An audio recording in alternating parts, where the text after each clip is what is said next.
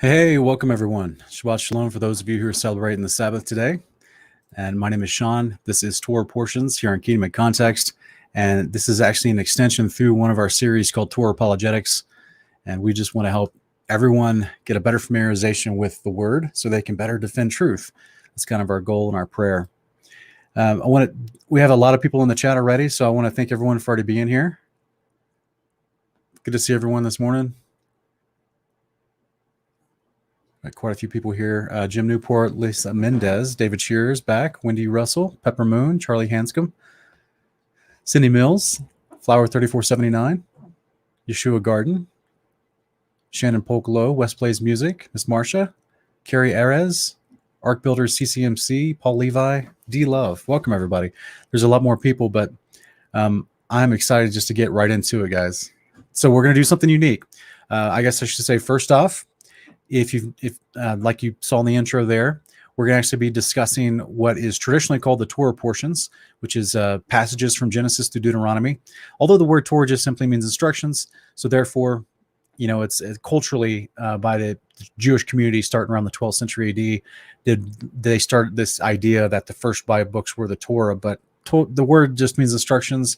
There's lots of instructions in the scriptures that are to our benefit, so we're going to study a lot of them, but we're going to do it as we expound upon those first 5 books as we do it. So I want to thank you guys for joining me in this fun journey here on Saturdays. And if you love the intro music, that is our brother Ken Heidelberg from Hanging on His Words. He has a secondary music channel called Mountains in the Sea. Go subscribe to that. The link is in the description below for that song and for that channel. So go check that out. He's got some amazing praise music. If you like that, just want to have a great Sabbath while you're studying the scriptures, listen to some awesome music. That is the channel to go find some. Also want to say that we're going to do something unique where we're going to actually allow you, the viewer, to call in after we finish each chapter of the Torah portion. So what my plan is I've got my clock here, right? We're gonna time it. So what my plan is, after each chapter, I've dropped the link to call into the studio here, and you can do it through your phone through video call. The link is in the video description. It's also in the live chat. And let me put this up for folks as a quick reminder. So you can call in after we read each chapter, and I'm going to give about 10 minutes for us to discuss, and I make 1 or 2, maybe 3 calls at once if we want to have a little group discussion for those who are participating and watching after we read each chapter. So that's kind of the important. If you call in before then, you're just going to be sitting there in the studio not being able to see anything, and you'll probably miss out on what I'm saying. So hopefully that's clear enough. I appreciate everybody that wants to be a part. But we have to just limit it to a certain amount of time. Because if I just let it go on, like if we have to let people call in and then we just start talking for 30 minutes, then other people might want to call in. And point is, we're just going to do maybe 2 or 3 people calling in after each chapter. And then we'll put like a 10-minute time limit on any discussion at that point. So, but hopefully it'll work out. It's something new we're trying. All right, guys, I think we're going to jump right into it. Let me see if I can get this set up here.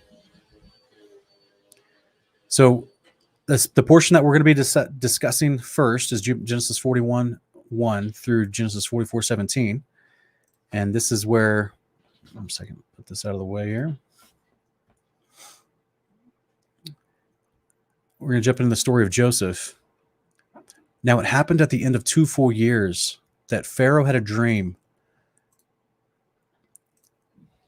And behold, he was standing by the Nile, and from the Nile there came up 7 cows, sleek and fat, and they grazed in the marsh grass. Then behold, 7 other cows came up after them from the Nile, ugly and gaunt, and they stood by the other cows on the bank of the Nile. The ugly and gaunt cows ate up the 7 sleek and fat cows. Then Pharaoh awoke. He fell asleep and dreamed a second time, and behold, 7 ears of grain came up in a single stalk, plump and good. Then behold, 7 ears, thin and scorched by the east wind, sprouted up after them. The thin ears swallowed up the 7 plump and full ears. Then Pharaoh awoke, and behold, it was a dream. Now in the morning his spirit was troubled, so he sent and called for the magicians of Egypt and all its wise men. And Pharaoh told them his dreams, but there was no one who could interpret them to Pharaoh. Then the chief cupbearer spoke to Pharaoh, saying, I would make mention today of my own offenses. Pharaoh was furious with this servant, and he put me in confinement in the house of the captain of the bodyguard, both me and the chief baker. We had a dream on the same night, he and I. Each of us dreamed according to the interpretation of his own dream. Now, a Hebrew youth was there with us, a servant of the captain of the bodyguard, and we related them to him, and he interpreted our dream for us. To each one he interpreted according to his own dream. And just as he interpreted for us, so it happened. He restored me an office, but he hanged him. Then Pharaoh sent and called for Joseph, and they hurriedly brought him out of the dungeon. And when he had shaved himself and changed his clothes, he came to Pharaoh. Pharaoh said to Joseph, I have had a dream, but no one can interpret it. I have heard it said about you that when you hear a dream, you can interpret it. Joseph then answered Pharaoh, saying, It is not in me. God will give Pharaoh a favorable answer. So Pharaoh spoke to Joseph. In my dream, behold, I was standing on the bank of the Nile, and behold, 7 cows, fat and sleek, came up out of the Nile. They grazed in the marsh grass. Lo, 7 other cows came up after them, poor and very ugly and gaunt, such as I'd never seen for ugliness in all the land of Egypt. And the lean and ugly cows ate up the first 7 fat cows. Yet, when they had devoured them, it could not be detected that they had been devoured, for they were just as ugly as before. And then I woke. I saw also in my dream, and behold, 7 ears, full and good, came up on a single stalk. And lo, 7 ears withered, thin and scorched by the east wind, sprouted up after them. And the thin ears swallowed the 7 good ears. Then I told it to the magicians, but there was no one who could explain it to me. Now Joseph said to Pharaoh, Pharaoh's dreams are one and the same. God has told to Pharaoh what he's about to do. The 7 good cows are 7 years, and the 7 good ears are 7 years. The dreams are one and the same. The 7 lean and ugly cows that came up after them are 7 years, and the 7 thin ears scorched by the east wind will be 7 years of famine. It is as I have spoken to Pharaoh. God has shown to Pharaoh what he's about to do. Behold, 7 years of great abundance are coming in all the land of Egypt, and after them 7 years of famine will come, and all the abundance will be forgotten in the land of Egypt, and the famine will ravage the land. So the abundance will be unknown in the land because of that subsequent famine, for it will be very severe. Now, as for the repeating of the dream to Pharaoh twice, it means that the matter is determined by God, and God will quickly bring it about. Now let Pharaoh look for a man discerning and wise, and set him over the land of Egypt. Let Pharaoh take action to appoint overseers in charge of the land, and let him exact a fifth of the produce of the land of Egypt in the 7 years of abundance.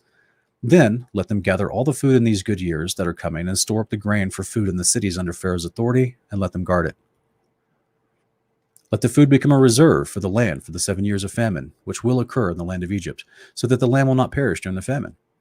Now the proposal seemed good to Pharaoh and to all his servants. Then Pharaoh said to his servants, Can we find a man like this in whom is a divine spirit? So Pharaoh said to Joseph, Since God has informed you of all this, there is no one so discerning and wise as you are. You shall be over my house, and according to your command all my people shall do homage. Only in the throne I will be greater than you. Pharaoh said to Joseph, See, I have set you over all the land of Egypt. And then Pharaoh took off his signet ring from his hand and put it on Joseph's hand, and clothed him in garments of fine linen, and put the gold necklace around his neck.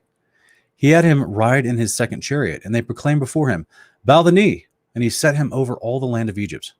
Moreover, Pharaoh said to Joseph, Though I am Pharaoh, yet without your permission no one shall raise his hand or foot in the land of Egypt. Then Pharaoh named Joseph Zephanath-Paneah, and gave him Asenath, the daughter of Potiphar the priest of On, as his wife. And Joseph went forth over the land of Egypt. Now Joseph was 30 years old when he stood before Pharaoh, king of Egypt. And Joseph went out from the presence of Pharaoh, and went through all the land of Egypt. During the 7 years of plenty, the land brought forth abundantly. So he gathered all the food of these 7 years, which occurred in the land of Egypt, and placed the food in the cities. He placed in every city the food from its own surrounding fields. Thus Joseph stored up the grain in great abundance like the sand of the sea, until he stopped measuring it, for it was beyond measure. Now, before the year of famine came, 2 sons were born to Joseph, whom Asenath, the daughter of Potiphar, the priest of On, bore to him. Joseph named the firstborn Manasseh, for he said, God has made me forget all my trouble and all my father's household. He named the second Ephraim, for he said, God has made me fruitful in the land of my affliction. When the 7 years of plenty which had been in the land of Egypt came to an end, and the 7 years of famine began to come, just as Joseph had said, then there was famine in all the lands. But in all the land of Egypt there was bread. So when all the land of Egypt was famished, the people cried out to Pharaoh for bread, and Pharaoh said to all the Egyptians, Go to Joseph, whatever he says to you, you shall do. When the famine was spread over the face of the earth, then Joseph opened all the storehouses, and sold to the Egyptians, and the famine was severe in the land of Egypt. The people of all the earth came to Egypt to buy grain from Joseph, because the famine was severe in all the earth. Okay, guys. So this is that was chapter 41 of Genesis.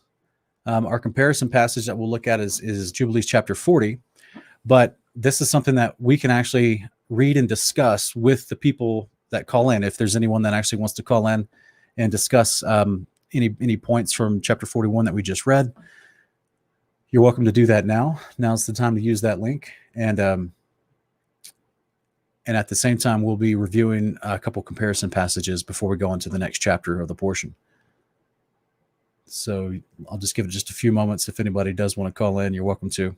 Some people may be still sitting in their robe at the house or in their pajamas, but you could just keep the camera just on your face if you wanted to. It's up to you.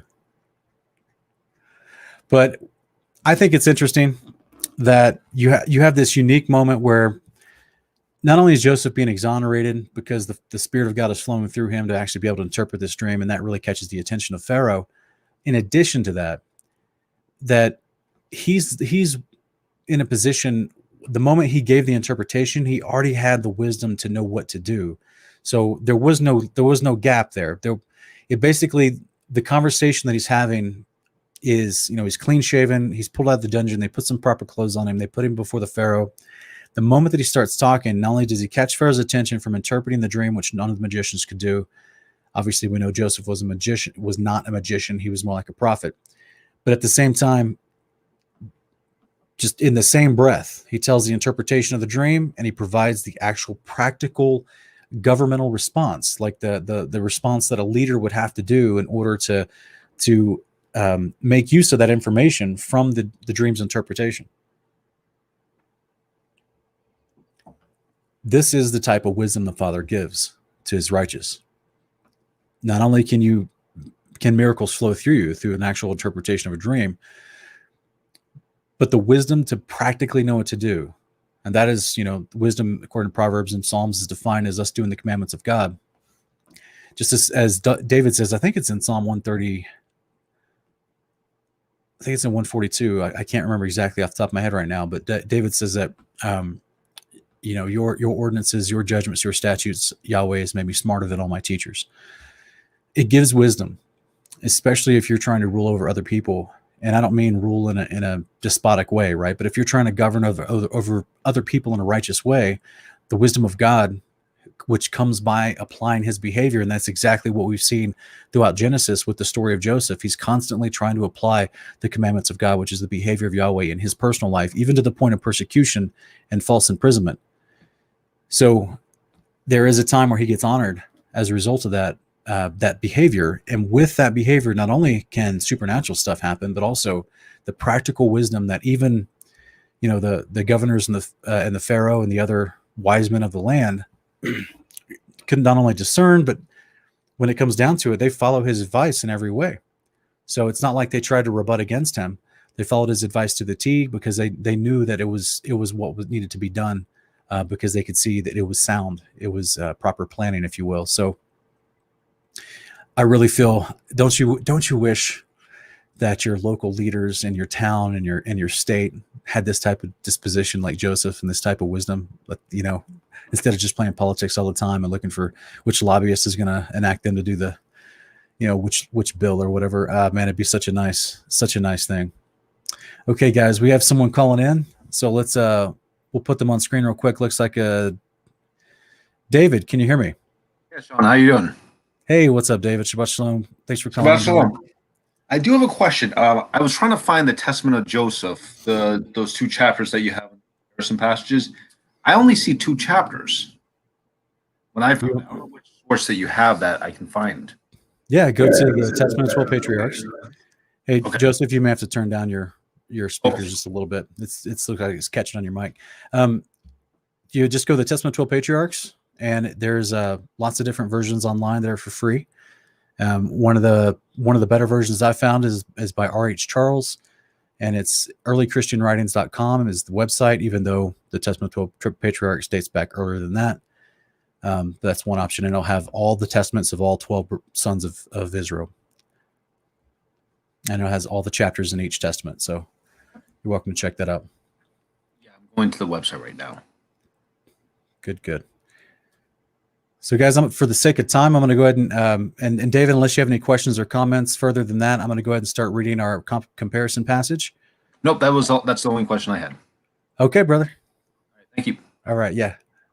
Thanks. All right, guys. So Jubilees chapter 40. Let's look at this real quick. This is verses 1 through 3, and it says, "In those days Pharaoh dreamed 2 dreams in one night concerning a famine which was to be in all the land. He awoke from his sleep and called all the interpreters of dreams that were in Egypt and magicians and told them his 2 dreams. They were not able to declare them. Then the chief butler remembered Joseph and spoke of him to the king, and he brought him forth from the prison, and he told him 2 dreams before him. He said before Pharaoh that his 2 dreams were one. And he said unto him, 7 years shall come in which there shall be plenty over all the land of Egypt, and after that 7 years of famine. Such a famine has not been in all the land." 4 through 6 says, "And now let Pharaoh appoint overseers in all the land of Egypt, and let them store up food in every city throughout the days of the years of plenty. There will be food for the 7 years of famine, and the land will not perish through the famine, for it will be very severe. The Lord gave Joseph favor and mercy in the eyes of Pharaoh. And Pharaoh said unto his servants, We shall not find a wise and discreet man as this man, for the Spirit of the Lord is with him. And he appointed him the second in all his kingdom, and gave him authority over all of Egypt, and caused him to ride in the second chariot of Pharaoh." 7 through 8 says, "And he clothed him with a byssus garment, and he put a gold chain upon his neck, and a herald proclaimed before him, El wa Abir. And he placed a ring on his hand, and made him ruler over all of his house, and magnified him, and said unto him, Only on the throne shall I be greater than you. And Joseph ruled over all the land of Egypt, and all the princes of Pharaoh, and all his servants, and all who did the king's businesses loved him, for he walked in uprightness, for he was without pride and arrogance. He had no respect of persons. He did not accept gifts, but he judged in uprightness all the people of the land.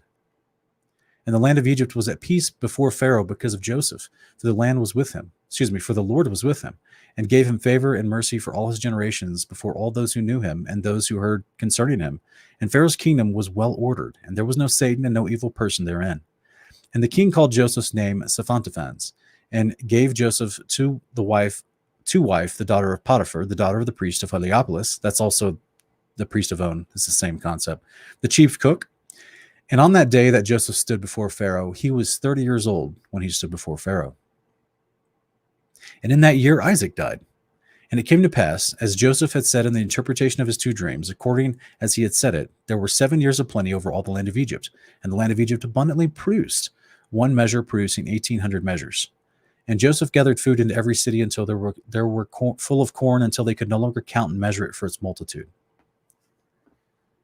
All right, guys.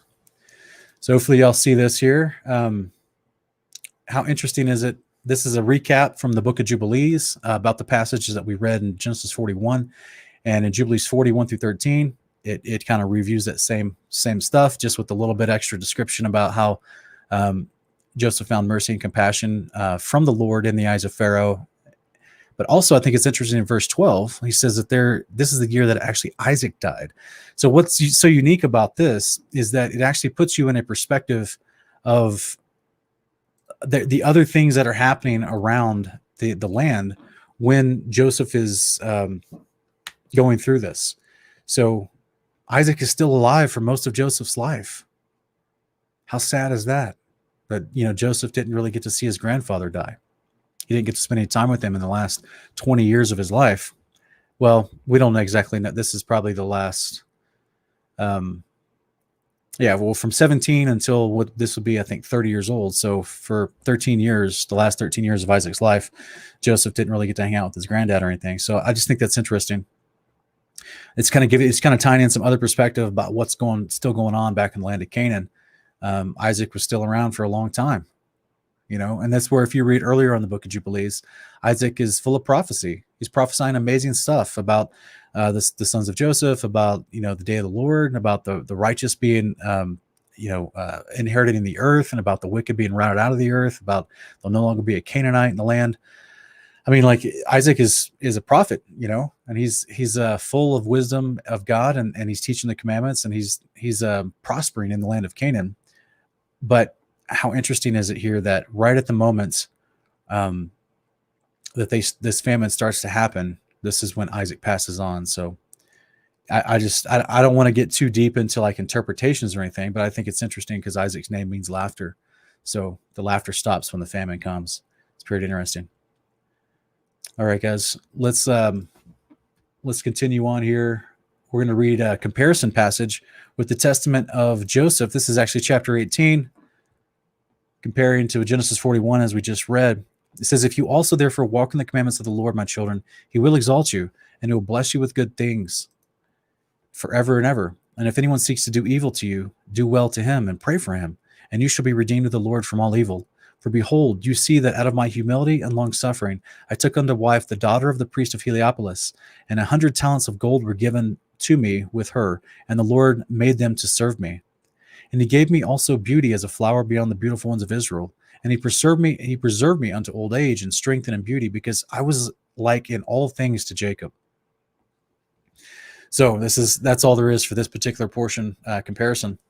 But how interesting is it here that he is admonishing his children on his deathbed? This is the testament of Joseph. And he's recanting parts of his life in these chapters.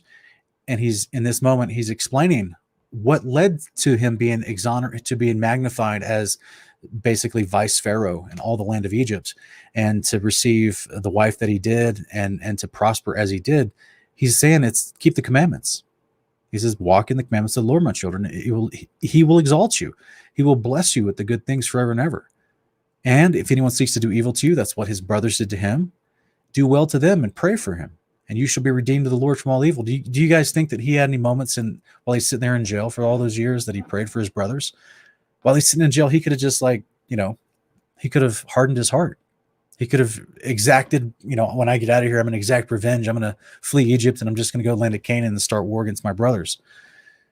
No, he's not doing any of that. He kept a great disposition. He kept his heart humble. As we read from Jubilees chapter 40, he was not a respecter of persons. He didn't take a bribe. He was not arrogant or prideful. He kept the heart that is produced by doing the commandments of God. And part of those commandments of God is praying for those who persecute you, praying for those who do harm to you. He did not know his brothers were remorseful about what they did. He hadn't spoken to them. And at this point, in 13 years, he had no clue. He had to make that choice on his own. Regardless of their response, regardless of whether he knew they were remorseful or not, he decided to do what is in the commandments, and we'll show you later, which is to forgive your brethren when they do wrong to you. I just think that this is a wonderful example, because I've actually had to, I'm obviously in no position of Joseph, but I've had to deal with these same emotions, not because of family per se, but because of other friends and work situations where you falsely accused, persecuted, people that were against God that stirred up trouble for me because they didn't like that I was a believer, stuff like that, and try to get me fired. I mean, I've had to actively forgive those people in my heart. I've never seen those people that did that. I haven't seen them since. I don't know what their heart is. I don't know if they're repentant or not. It doesn't matter. I'm not going to let their bad behavior stop me from my relationship with the Father. And if we get to that point, and this is like a huge lesson in the story of Joseph. If we get to that point where we can forgive others regardless of their choices and their heart, and whether they've apologized or whether they're remorseful or repenting, it doesn't matter. If we get to the point where we can forgive them and continue to pray for them and do well for them in our hearts, that's honoring God. That's doing the commandments. And that is one of the biggest maturity moments in your walk with the Father, in my personal opinion. So this is what we would encourage for everyone. Thank you, West Blaze. Yeah, if you guys are enjoying this, this is one way to get the video projected to other people, is hit the like button, share it on your social medias. Just videos like this are being, censored and suppressed by YouTube. So that's just one way to push this video out to thousands more people. Hit the like button and share it on your socials. I really appreciate it, guys. So no one else called in. So we're going to jump into the next chapter in Genesis and continue on with our portions. This is Genesis 42. We'll pick it up right here. Now Jacob saw that there was grain in Egypt, and Jacob said to his sons, "Why are you staring at one another?" And he said, "Behold, I have heard that there's grain in Egypt. Go down there and buy some for us from that place, so that we may live and not die." By the way, just real quick, guys, I think it's hilarious. Like, the opening verse, Jacob saw that there was grain in Egypt, and Jacob said to his sons, "Why are you staring at one another?" He's just like, "What do you guys? What do you?" I can just see it right now. Like the older father comes in and slaps his kids on the back of the head. "What are you doing? Just hanging out? Go get us some food. Like we're all starving. Famine is severe in the land of Canaan. What are you just staring at each other for? Start some motion. Make something happen. Let's go." Like it's hilarious to me. Hilarious. Some personality coming out. And he said, "Behold, I've heard that there's grain in Egypt. Go down there and buy some for us from that place, so that we may live and not die." Then 10 brothers of Joseph went down to buy grain from Egypt. But Jacob did not send Joseph's brother Benjamin with his brothers, for he said, "I'm afraid that harm may befall him." So the sons of Israel came to buy grain among those who were coming, for there was famine in the land of Canaan also. Now Joseph was ruler over the land. He was the one who sold to all the people of the land. And Joseph's brothers came and bowed down to him with their faces to the ground. By the way, quick concept. Did you guys see that? Verse 6, it says Joseph's the one in charge for selling all the food to the land. What do we read in Jubilees chapter 40? He was no respecter of persons. He did not take a bribe. He was not prideful or arrogant. Okay. That's the perfect person from an administrative standpoint that you would want to put in position of selling the most precious resource on the entire face of the earth in these 7 years. Because you're going to have kings from other lands come in and try to buy more than their share. They're going to try to manipulate the market in some regard.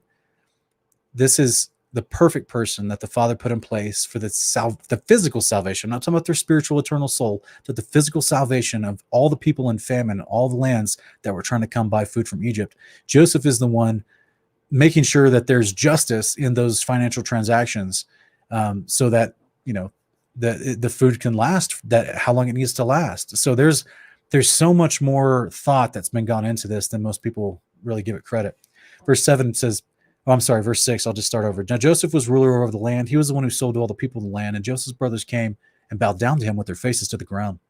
When Joseph saw his brothers, he recognized them, but he disguised himself to them and spoke to them harshly. And he said to them, "Where have you come from?" And they said, "From the land of Canaan to buy food."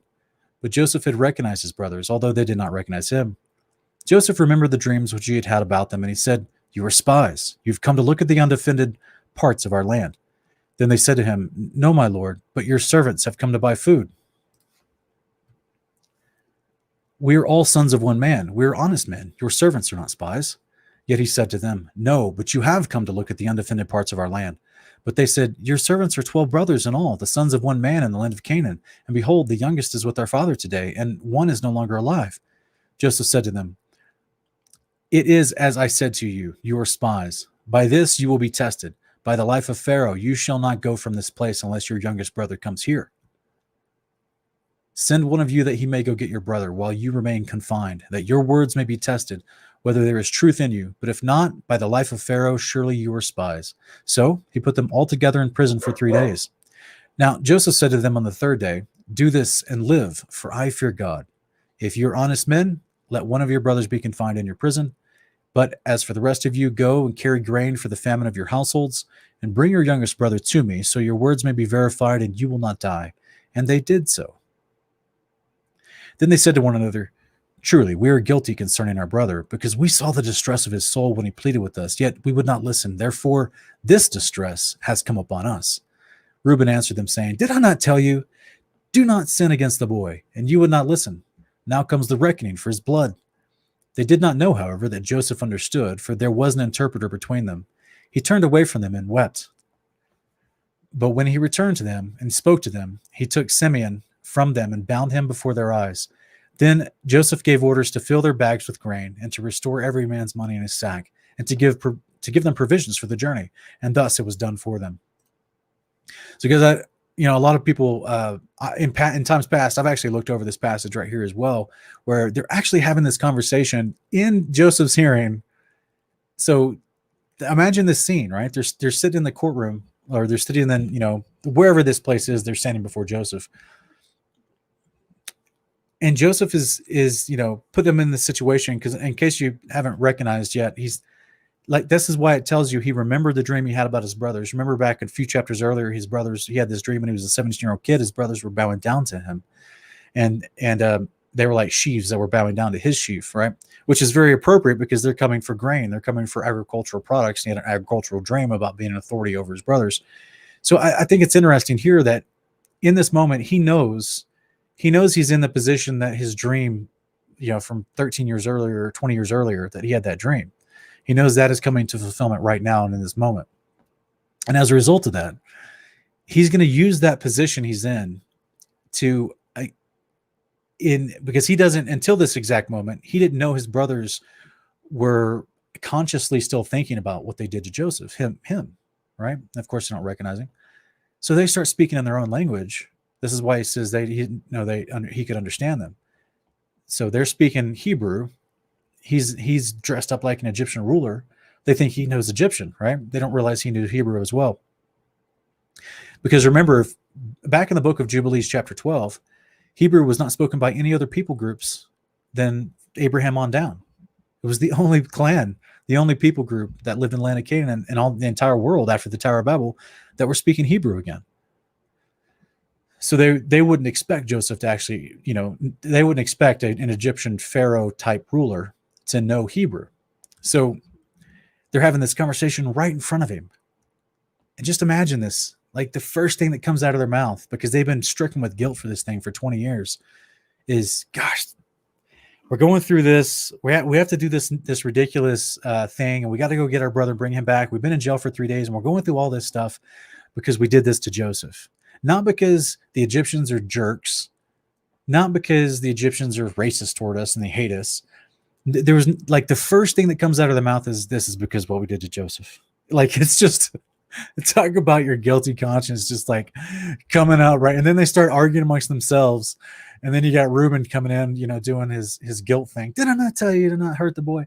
So like all this is happening right in front of the boy, of Joseph, which is just, to me, that scenario is just, no wonder Joseph cried. He started to realize, even though he's already righteous, he started to realize that they've been stricken with guilt for this thing for 20 years. So to me, that's just a fascinating little piece right there.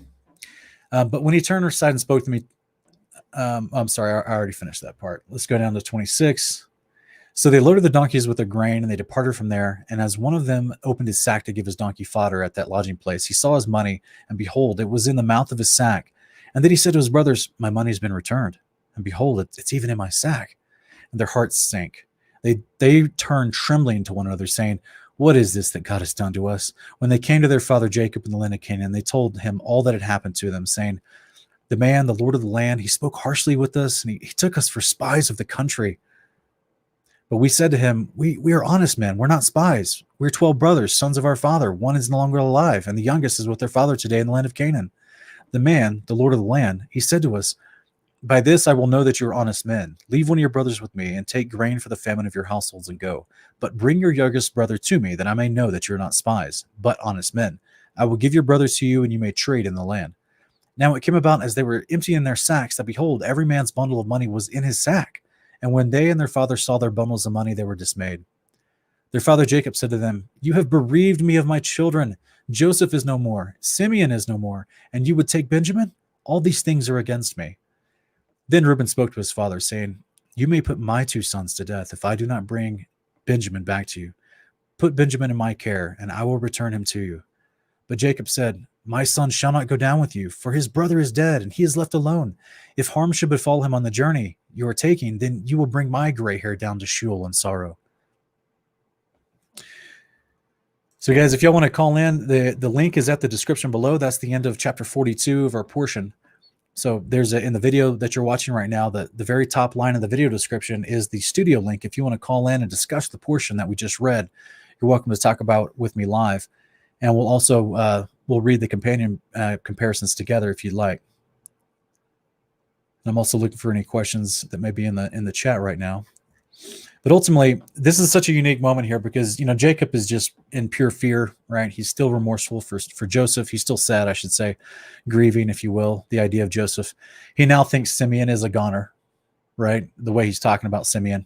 And now the thing that this vice pharaoh they don't know it's Joseph, but this in their minds, this Egyptian ruler is trying to get Benjamin now.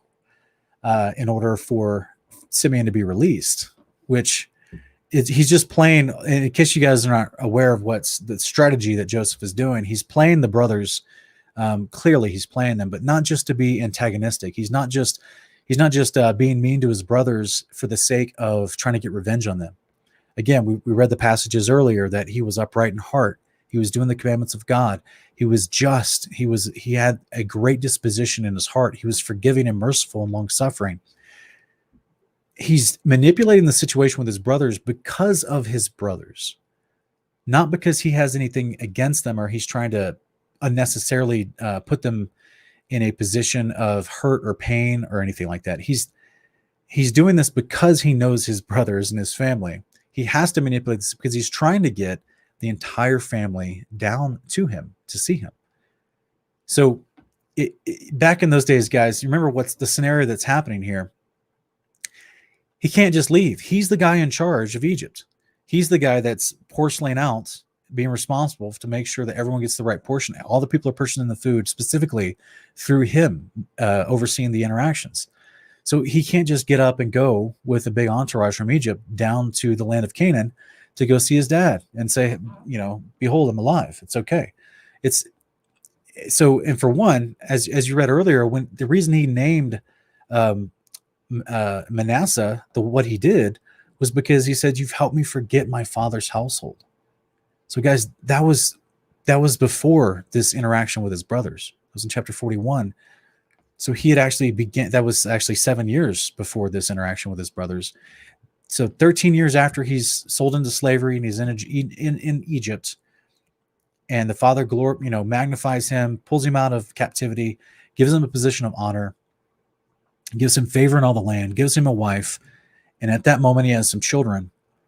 And the first child he names Manasseh, saying, "You've helped me forget my father's household," and all the pain and all that's associated with that. He now has joy in his life.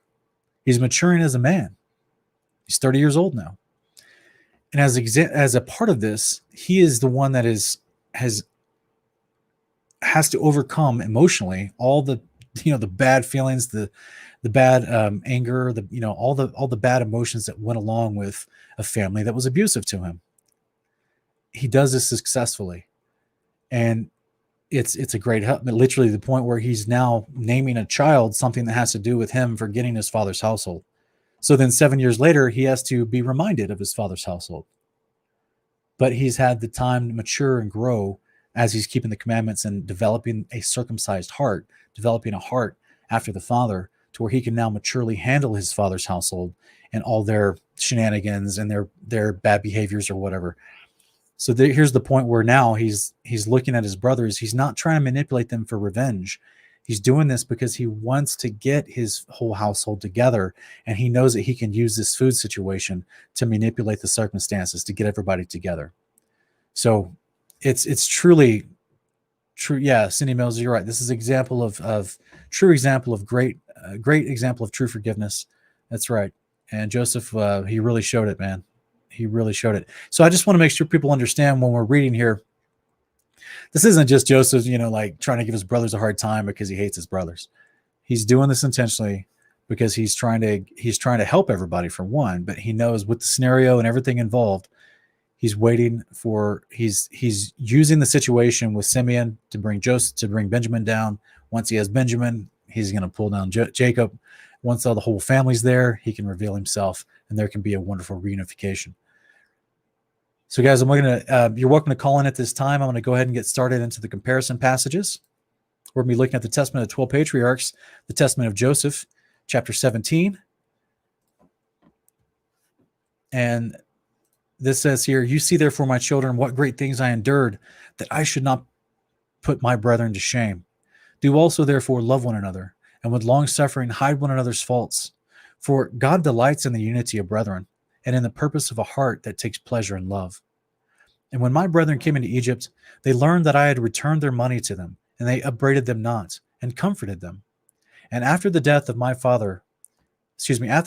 Jacob, my father, I loved them more abundantly, and all things whatsoever he commanded I did very abundantly for them. And I suffered them not to be afflicted in the smallest matter, and all that was in my hand I gave to them. Their children were my children, and my children as their servants. Their life was my life, and all their suffering was my suffering. All their sickness was my infirmity. My land was their land, and their counsel was my counsel.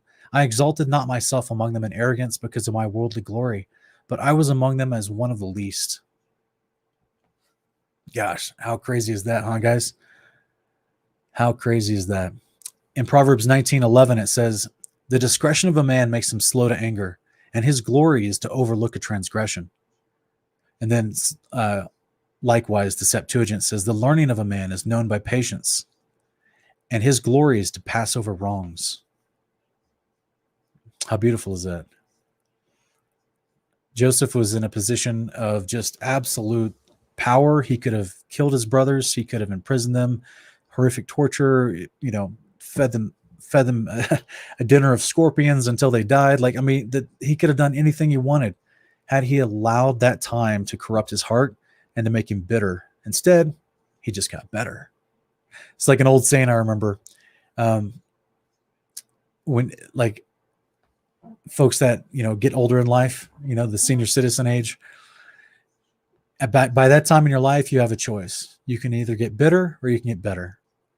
So here's a great example of someone that overcomes incredible harm. Some people that tried to kill him, he was sold off into slavery. He decided to get better. It's just a wonderful example for us. Jim Newport saying, why didn't he go see his father when he had freedom to move? What time is it? It's only 2 minutes ago.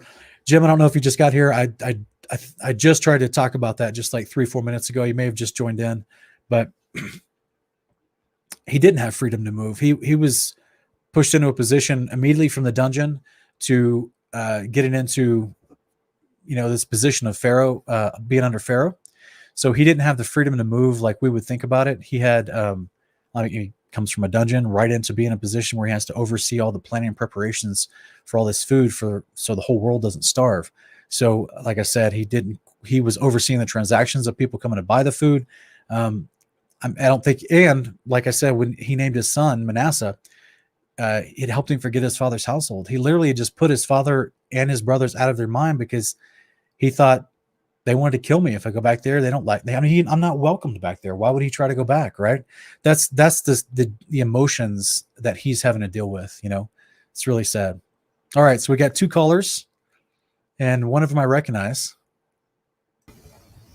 All right. So we have, let me get this to the right. Hi, can you hear me? Miss Lisa and my wife both called in. Hey there. Hello. Hi. Hi. I'll let Lisa Oh, go no. first. Yeah. So you got, called in and we got the dogs too. They're trying to join in on the Sabbath study. I'm having a little bit of issue with my microphone. It's bouncing. Okay. We can still hear you though. Okay, that's great. You know what? I found you through a Facebook comment, and it led me directly to your website. I mean, your YouTube channel, and I looked up the Kingdom of the Garden, and I'm sold. I never realized that the books of the Bible that we have now, everything that was taken out, if we would put it all back together, everything would make so much more sense that you can understand easier. Yeah. Thank you. Yeah, it's really helpful. And like today, some of these passages that we were just looking at, the Testament of Joseph comes from the book called the Testament of the 12 Patriarchs. And this was a book that the ancient Israelites, they actually did have in the first century. And much of this book was buried amongst the Dead Sea Scrolls, alongside, Deuteronomy and Leviticus and Genesis and the book of Enoch and Jubilees. So you may have not, since you're new to the channel, you may not have seen a podcast that I did about 2 months ago with a Hebrew professor. Her name is Rachel Eliar, and she actually has done a lot of work, historical manuscript study on the Dead Sea Scrolls. And her big conclusion that she discovered was that in the first century, during the days of the disciples, after Jesus ascended to heaven, the Pharisees were still persecuting the disciples and anyone that was following Jesus. And one of the things they did, one of the ways they persecuted the believers was they started to develop their own canon of books that they immediately told everyone who believed in Jesus they could not be a part of the synagogue, and that they wanted even the people within their synagogue and the people outside of their synagogue, they wanted them to stop reading the Testament of the 12 Patriarchs, the Book of Jubilees, and the Book of Enoch. Those 3 books specifically. And it's in my opinion because they help us understand the position of our Messiah as our high priest so much better. So they had to get people to not understand that concept so they could fool them into not believing in Jesus, basically. So this is a very beautiful, beautiful book called the Testament of 12 Patriarchs. And this particular part here, the Testament of Joseph, just gives us wonderful insight and clarity, in my opinion, into this Torah portion. So hopefully it has been a blessing to you. Oh, I'm definitely going to be trying to look for it because I want to buy it now.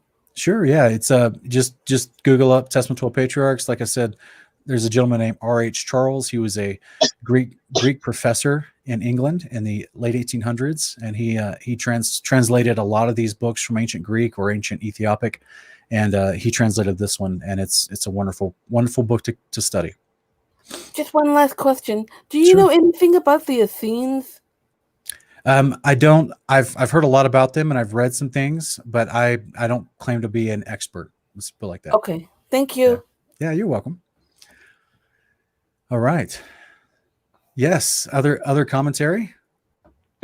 Yeah. So I wanted to point out that I noticed something in this passage that brought up a conversation to mind that I've seen this conversation go on in multiple groups on Facebook. The question of forgiveness, and are we only required to forgive if a person actually comes and says they're sorry and acknowledges they're wrong, and then we can forgive them? And there are people on both sides, people who say you don't forgive until someone comes and apologizes and acknowledges they're wrong. And then there's the other side that says, no, we should always find it in our heart to forgive, whether that other person is sorry or not. And I just think that this is a great example of Joseph doing just that. I think that Joseph forgave his brothers long before they showed up. And then there was even more outpouring of forgiveness from him and those strong emotions that came through when he realized the guilt that they'd been dealing with for all those years. So I just think that this is a good witness to the concept of forgiveness before an apology or before an acknowledgement of wrong. Yeah. Yeah. Like I was saying earlier, after we read the first chapter, he definitely made a conscious decision to forgive them before they came and apologized to him, and it only worked out in his benefit that he got to hear them having a conversation in Hebrew about they still felt, guilty, and like God was getting them back for what they did to Joseph all those years ago. So like that, but that was already like I was saying, that was already like 7 years after he kind of put his whole household out of his mind. So he'd already come to terms with it in his own heart and his own mind. And then suddenly he gets, what's the word? Those emotions get vindicated 7 years later. Yeah. Because he knew his brothers were feeling guilt over it. He knew they had done wrong. They're admitting that they had done wrong right in front of him, even though they didn't realize it was him. So like, that's interesting. In fact, sweetie, haven't we also had some unique moments like this since we started this kingdom in context concept, where we still have people, even as of yesterday, you still have people emailing us occasionally apologizing for acting sideways over something we've taught, and either slandering us or trashing us, or speaking unnecessarily harsh because of what we're doing. So ultimately, though, we get to practice this type of thing that Joseph's doing. We get to practice this like all the time. Yeah, it's a refining process for sure. I mean, I'll think that I have forgiven someone and let go of my hurt, and then again, they'll pop back up and do something that brings up all those bitter feelings that I had, and I realized, like, wow, I still have an issue with this person. I still have some things I need to work through. So I think whether you want to call it forgiveness or not, if you want to call it choosing not to hold a grudge, which is a commandment, and I personally think that's the commandment that tells us to forgive without an apology. But whether you want to call it forgiveness or not, I think choosing not to hold a grudge against someone, choosing not to carry that bitterness, choosing to take any thought captive of anger that comes in when that person is around or anything like that is just better for our mental, spiritual, and physical health all around. I agree. It really is. In fact, we have Gerald Noy. I think I'm saying your name right, brother. I'm not going to butcher your last name. We have Gerald saying, I worked with seniors for 12 years. I saw the difference between people who loved and forgave and people who hated and are burdened. Truly more abundant life when one forgives. Amen. Yeah. That's right. Yeah. I think the whole argument really just boils down to semantics, because either way, we're commanded not to hold a grudge. So you can get into the arguments of what's another word for choosing not to hold a grudge, which I would argue absolutely is forgiveness. But either way, we shouldn't be carrying around anger towards people, whether they've apologized to us or not, because it's just, I mean, even modern science, quote unquote, tell you that anger and hatred and stress and things like that can lead to heart disease and stuff like that. That's right. Yeah.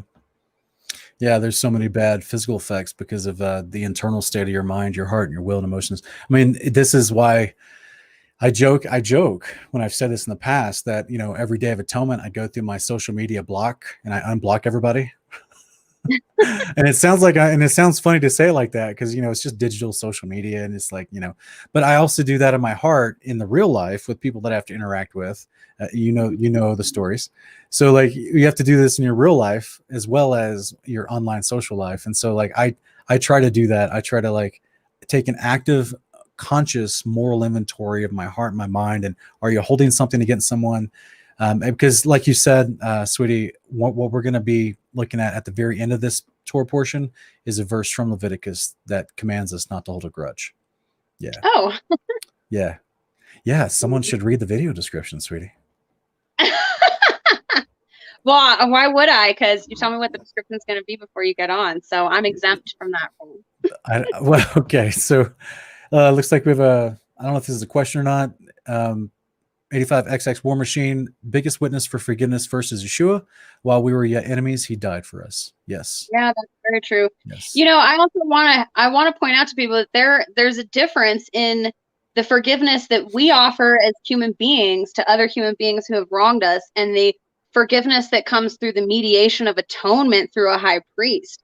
So a lot of people compare how God forgives us and how we need to come repent in order to be forgiven with our relationships with human beings. And they make that direct correlation when we're not God. We're not the ones who wipe that sin off of whatever slate is being written on up in the heavenly sanctuary. But we can choose not to hold a grudge against that person for whatever they did to us, regardless of their relationship with God and whether or not they're going to be forgiven by him. That's right. So I just want to remind people there's a huge difference between us forgiving people in our daily lives and the actual process for forgiveness that is between God and humanity. That's right. Hey, why don't you just, there's space right next to me. Why don't you just come into the office here and sit next to me for this broadcast, sweetie? Well, I was going to come pop in and do a cameo and do my call in that way, but I would have to bring my chair in and make all kinds of noise and everything. So I figured I'd just call because I'm not going to stay on. I just wanted to call and do my commentary. Thank you for calling for your commentary. Donna Porter says he tells us to guard our hearts and to take our thoughts captive. These are perfect ways to overcome our emotions. Yes, that's right. That's right. It can be hard. Chilo, I think I'm saying this right. Chilo Gonzalez is saying, does forgiveness have to mean forgetting the sin committed against you? Wouldn't that be encouraging them to continue in their sin? No, you don't have to forget that. Nowhere in the Bible does it say forgive and forget. It says forgive. You also keep in mind, like you need to create proper boundaries in your heart and your life with these people that have sinned against you, committed some kind of wrong. Now, also, you would hopefully take into account the type of transgression someone did to you. Was it intentional? Was it with malicious intent? Was it simply because they were, had hatred towards you, they had built up, or was it actually not their fault? Was it an accident? Was it something they did, just inconsequently? So, I mean, hopefully that kind of stuff is coming into this process of evaluating the person. You still would forgive them regardless, but it doesn't mean you forget that person's abusive or harmful or hurting you. You've got to set up proper boundaries in your life, but all the while still having the proper heart to forgive them, if that makes any sense. It does. That's why, guys, we're trying to help you understand the forgiveness aspect comes from the command of not holding a grudge. So just because you've stopped holding a grudge against someone for committing an act against you, like for example, my ex, a lot of you have watched my testimony and know that my ex violently assaulted me, and it caused a lot of issues with PTSD and all kinds of things years down the line. But I had to find a place in my heart where I stopped carrying around my grudge, my anger towards him, because I was having fantasies of, how I would take vengeance on him. And that's not healthy. And this was even before I became a believer. Like, even as an unbeliever, I knew it wasn't good to walk around with all that ickiness and anger in my heart. And it only hindered my ability to heal from everything that was going on. So I had to find a place in my heart where I stopped holding a grudge against him and came to a place after I came to Christ where I could actually pray for him to come to Christ, because that's what he needs. But would I ever let him back into my life? No, of course not. That's right. Never. No, of course not. No, because I don't know if his behavior has changed. I don't know if God has gotten to him yet or not, And so forgiveness doesn't necessarily require a physical reconciliation where you allow that person back into your life to just keep abusing you, or you don't have any boundaries anymore. It's definitely, like Sean said, it comes down to, what was the act committed against you? Was it just a harsh word in a moment of anger, or was it a violent assault that left you mentally damaged for the, remainder of your life? I mean, so that's where you got to just take into account, how egregious was that sin against you, and what kind of boundaries do you need to place up, if any, as a result of that. That's right. When Jesus resurrected, he's got his glorified body. He comes out of the tomb. What's the first thing he does? Does he come right out of the tomb and just run over to the Pharisees and start bashing their heads against the rocks and just taking vengeance on them? Does he go over to the Roman soldiers that dragged him to the cross and take vengeance on him? I mean, he literally allowed himself to be willingly taken to the cross anyway. He had the power to resist their abuse anyway, but he allowed it to happen because he knew that was what he had to go through in order to get to his priesthood. But even after he's glorified and resurrected, and they can't touch him anymore, he didn't go and take vengeance on them. I mean, with some of these comparison verses, I had to like slim it down to which ones would I actually choose to use for this portion, and I wanted to use the famous passage of him actually being on the cross and praying for those, saying, "Father, forgive them; they don't know what they're doing." But to me, that was just so obvious, Yeah. But I guess maybe I should mention it because apparently we have some really hurt folks in the chat today that are really struggling with this idea. So I pray that you guys really take this lesson of Joseph to heart, and that you realize whether these people ask for your forgiveness or not. It is our requirement according to the commandments to not hold a grudge against our brethren, and to do our part in that equation to forgive others. Joseph put up boundaries. Did he go try to supplicate to his family? No. Like we said, he had put them out of his mind because he realized it was an abusive situation. He didn't want to go back into that circumstance. He knew that his brothers were connected to his father. They're one and the same. There is no, I'm just going to go visit dad and I can't, I'm going to skirt all my other brothers. It wasn't even possible because if you have to go read earlier in Jubilees, they were protecting Jacob because he was older and Esau just had tried to kill him a few chapters earlier. So like the boys were literally their military protection as well. So Joseph understood he had to keep up a boundary because you can't go. He didn't know if those people had changed his heart or not. And he just moved on. It was only later that the father brought reconciliation through the stories that we're reading. But we've spent much longer than 10 minutes on this particular break. So I need to get back to the Torah portion. All right. Thank you for calling in. Love you. You should literally just come in here. Just come in here and sit with me and do this with me. All right. I love you. Bye. Bye-bye. Shabbat shalom, guys. Okay, guys, let's get back to the rest of the portion real quick. So we're going to pick up with Genesis 43. And here in Genesis 43, now the famine was severe in the land, so it came about when they had finished eating the grain which they had brought from Egypt, that their father said to them, "Go back, buy us a little food." That's a long trip to the store, you know what I'm saying? Judah spoke to him, however, saying, "The man solemnly warned us, 'You shall not see my face unless your brother's with you. And if you send our brother with us, we will go down and buy you food. But if you do not send him, we will not go down. For the man said to us, 'You will not see my face unless your brother's with you.'" Then Israel said, "Why did you treat me so badly by telling the man whether you still had another brother?" Jacob's hilarious, man.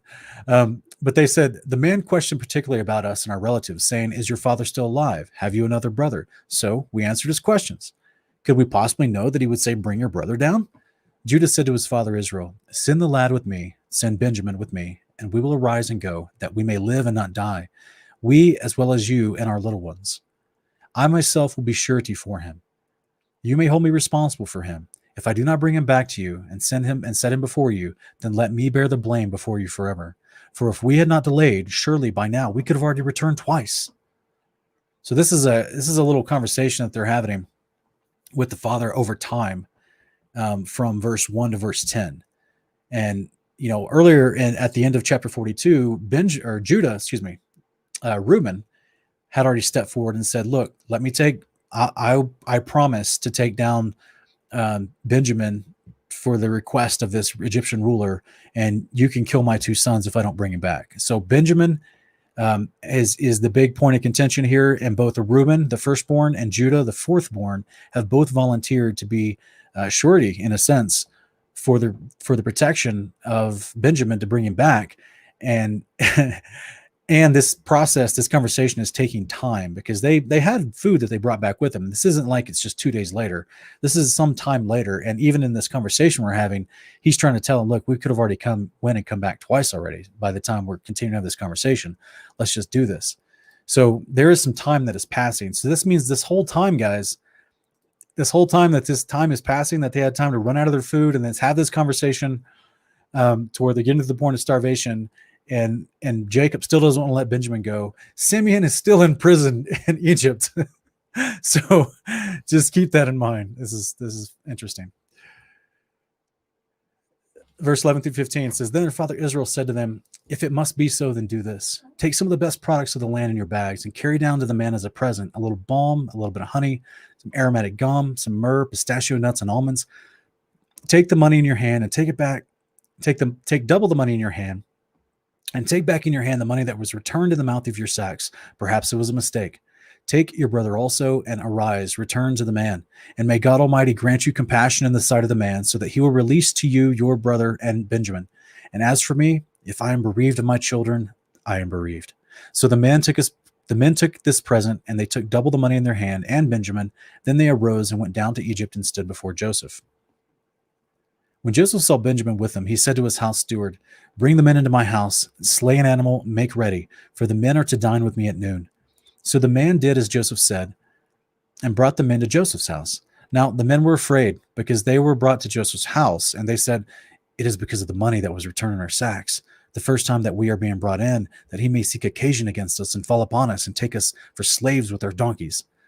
So they came near to Joseph's house steward and spoke to him at the entrance of the house and said, "Oh, my lord, we indeed came down the first time to buy food.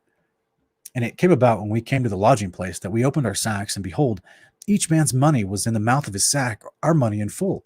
So we have brought it back in our hand. We also have brought down other money in our hand to buy food. We do not know who put our money in our sacks." He said, "But at ease, do not be afraid. Your God and the God of your father has given you treasure in your sacks. I had your money." Then he brought Simeon out to them. Then the man brought the men into Joseph's house and gave them water, and they washed their feet, and he gave their donkeys fodder. So they prepared the present for Joseph's coming at noon, for they had heard that they were to eat a meal there. When Joseph came home, and they brought into the house to him the present which was in their hand, and bowed to the ground before him.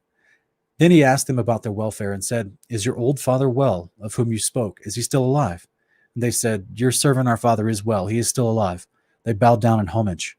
As he lifted his eyes and he saw his brother Benjamin, his mother's son, he said, "Is this your youngest brother, of whom you spoke to me?" And he said, "May God be gracious to you, my son." Joseph hurried out, for he was deeply stirred over his brother, and he sought a place to weep, and he entered his chamber and wept there. So this is interesting, guys. He doesn't recognize Benjamin, but he did recognize his other brothers, the other 10.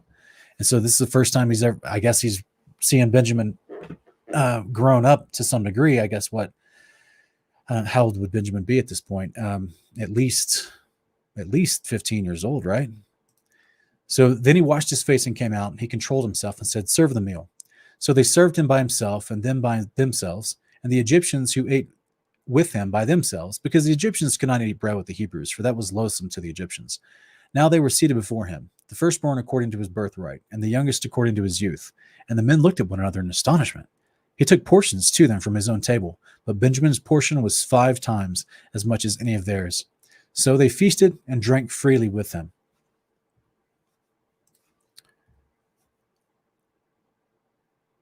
I'm going to go ahead and read the rest of Genesis 44 because it's just with this weekly portion, it's just 17 verses out of Genesis 44. It's not the entire chapter. And then we'll go on to the last comparison passages. So if you're wanting to call in, let me get through these 17 verses and then you guys can call in again. So in Genesis 44, it goes on to say, then Joseph commanded his house steward, saying, fill the men's sack with food as much as they can carry, and put each man's money in the mouth of his sack. Put my cup, the silver cup, in the mouth of the sack of the youngest, and his money for the grain. And he did as Joseph had told him. And as soon as it was light, the men were sent away. They were with their donkeys. They had just gone out of the city and were not far off when Joseph said to his house steward, up, follow the men, and when you overtake them, say to them, why have you repaid me evil for good? Is not this the one from which my Lord drinks, and which he indeed uses for divination? You have done wrong in doing this. So he overtook them and spoke these words to them. They said to him, why does my Lord speak such words as these? For far be it from your servants to do such a thing. Behold, the money which we found in the mouth of our sacks we have brought back to you from the land of Canaan. How then could we steal silver or gold from your Lord's house? With whomever of your servants it is found, let him die, and we also will be my Lord's slaves. So he said, now let it be according to your words. He with whom it is found shall be my slave, and the rest of you shall be innocent. Then they hurried. Each man lowered his sack to the ground. Each man opened his sack. He searched, beginning with the oldest and ending with the youngest, and the cup was found in Benjamin's sack. Then they tore their clothes, and when each man loaded his donkey, and they returned to the city.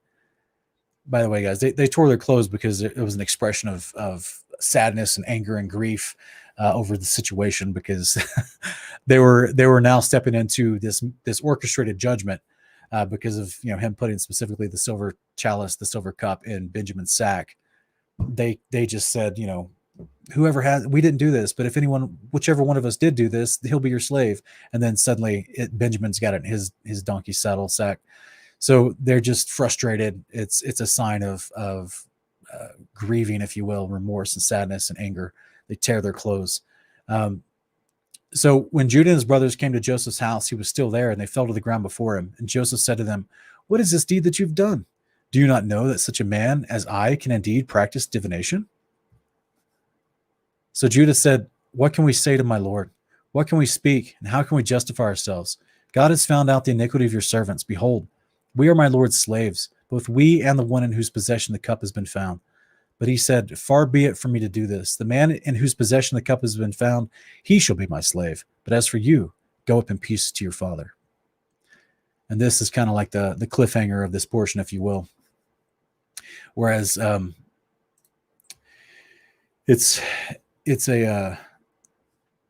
pick up the rest next week. But basically, he's orchestrating, like I said earlier, he's orchestrating the whole situation. Now he's going to have Benjamin, and while the others go back and tell. So remember, we got Reuben and Judah. They promised surety for Benjamin, but they do not control the situation. Joseph does. So now Joseph is Benjamin. All the other brothers got to go back to Jacob, and then he's going to have him bring Jacob back so he can get the whole family there. So, this is just something that he's trying to orchestrate it so he can have a family reunion, basically. So guys, if y'all have any commentary about this particular part of the passage or this particular part of the portion from the chapters 43 and the beginning of 44, go ahead and call in now. We're also going to look over some of the comparison passages for this part of the portion. And the first one we want to start off with is Colossians chapter 3. Colossians 3, it says, so as those who have been chosen by God, holy and beloved, put on a heart of compassion, kindness, humility, gentleness, and patience, bearing with one another and forgiving each other. Whoever has a complaint against anyone, just as the Lord forgave you, so also should you. Beyond all these things, put on love, which is the perfect bond of unity. Let the peace of Christ rule in your hearts, to which indeed you were called in one body, and be thankful. So another passage you want to look at real quick is Matthew 18. Matthew 18, if I can get my thing to work here. It says, then summoning him, his Lord said to them, and this is a parable that Yeshua is explaining about basically a bad servant. So the Lord is not Yeshua, the Messiah. It's not referencing him. This is a story about a ruler and people that had been indebted to that ruler. So then summoning him, the ruler said to him, you wicked slave, I forgave all that debt because you pleaded with me. Should you not also have mercy on your fellow slave in the same way that I had mercy on you?" And his Lord, moved with anger, handed him over to the torturers until he should repay all that he was owed him. My heavenly Father will also do the same to you if each of you does not forgive his brother from your heart. So this is our Messiah speaking the same principle that Joseph is exemplifying in this portion this week. Leviticus 19. This is spoken through the prophet Moses in the wilderness, explaining the commandments that the patriarchs had kept before them, all the children of Israel that came out of Egypt that needed to re-up on the knowledge of what the terms of the covenant are and the kind of behavior that was expected of them in this covenant. And this is one of the statutes that's listed out. Leviticus 19, 17 through 18. You shall not hate your fellow countrymen in your heart. You may surely reprove your neighbor, but you shall not incur sin because of him. You shall not take vengeance, nor bear any grudge against the sons of your people, but you shall love your neighbor as you yourself. I am Yahweh, I'm the Lord. So this is a huge lesson for believers. For some people, this is a really tough lesson. This is one of the toughest lessons for a lot of believers. Some people may have no problem not stealing. They have no problem being faithful. They have no problem they don't have a problem with, worshiping other gods and being idolatrous. They have no problem coveting other people's possessions or their family or their, anything. Like they're content in their life. But those people, there's the outward sins that some people struggle with, and then there's the inward sins that some people struggle with. And this idea of bearing a grudge or holding a grudge against others and not forgiving them internally on our part, regardless of their behavior, internally on our part, it's our job to walk through the steps of forgiveness, just as our Father has forgiven us in Christ Jesus, Ephesians 4:32. Yes, blue doves, this is the idea of surely reprove, right? So if someone has wronged you, you can go to them and address the situation. You just can't hold it against them forever. Part of that reconciliation, part of trying to make amends with people, is you would go to someone and say, hey, you wronged me. This is how I view the situation. This is how I feel that you did to me. And like biblical example, maybe you want to take a couple witnesses with you. Especially if it's an abuse. And if it's an abusing situation, you may have to just write them a letter from afar and tell them exactly what's going on. You may not want to go physically back in their presence if it's a, physical or sexual abuse situation. But there's this, in other cases, people just hold grudges over bad arguments, over misunderstandings, over, fights, over Thanksgiving or whatever. So yeah, you can surely reprove them. You can surely go and explain to them, look, this is how you hurt me. This is what I'm now dealing with. And I'm trying, but hopefully you're taking a disposition with you, just as the passage says, that you shall not incur sin because of them, but you can reprove them. So you can go talk to them, and reproving them isn't sitting there putting them in a place for no reconciliation. Reproving someone doesn't mean you get to go to them and say, you hurt me and you're a horrible person forever and hold that against them forever. No, it's to reprove them is to go and explain to them their wrongdoing, which inherently assumes there's a path for reconciliation which is why you're doing this, which means usually before you go reprove them, you have to be the mature person to be in a position to have already forgiven them and be ready to reconcile that relationship. So hopefully that's encouraging, because this is wisdom. Oh, Chila, I appreciate it, brother. Man, I think help me say your name right. I think I'm not saying it right, so help me say. Try to phonetically type it out. Help me say that right. I don't know if there's a special way to say it, but thank you so much, brother. It's a blessing.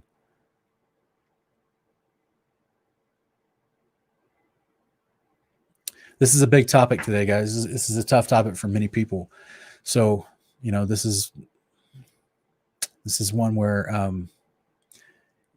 just pray, like Yeshua tells us, may we forgive our trespasses just as we forgive those who've trespassed against us. It's a huge point of maturity that all of us walk in throughout our entire life. We have to walk in it continually. Christy Crow is asking, can you forgive someone and choose not to be around someone who's abusive? Yes. Yeah. That was 4 minutes ago. You asked the question. I think I just addressed that for you, sister, in my last 2 or 3 paragraphs.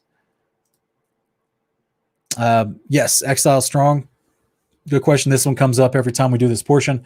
This idea of divination here, it's not talking about like magical divination as far as incantation. It is in my opinion, it's a very poor translation of the idea, but it's a form of judgment basically. It's in a rulership position. You have to be a judge over circumstances and matters, So this is, I'll go to the actual verse real quick. Let me pull something up. And we'll look at some different concepts here. Give me just 1 second. All right, verse 15.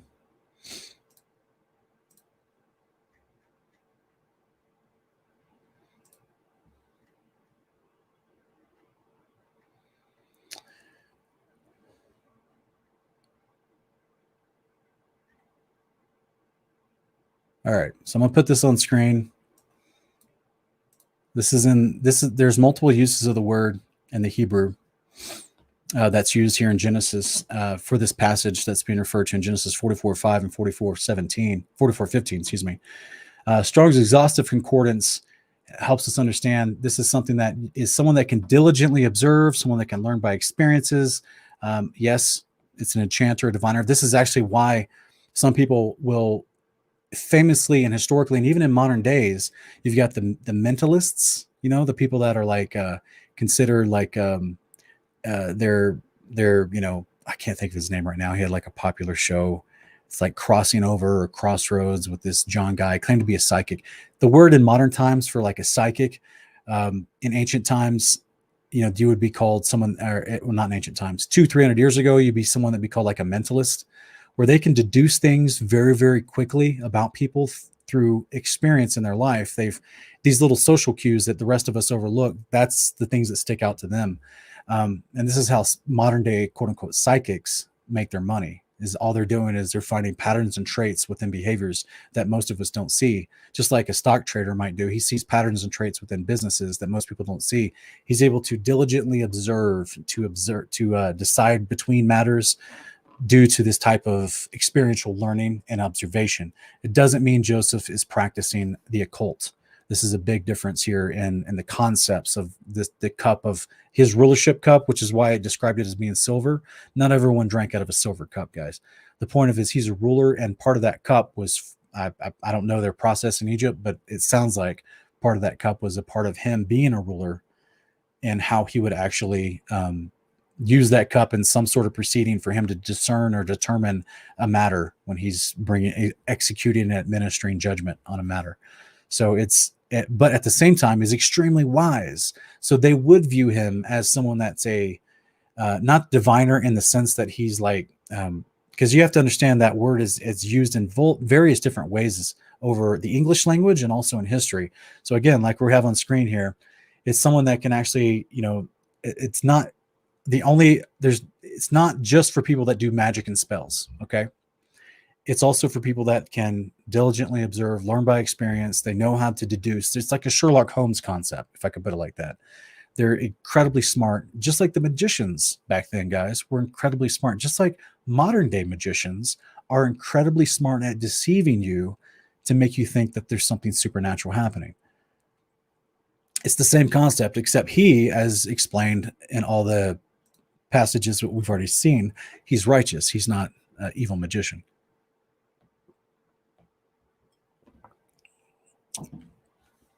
Hopefully that's a decent answer for you, brother.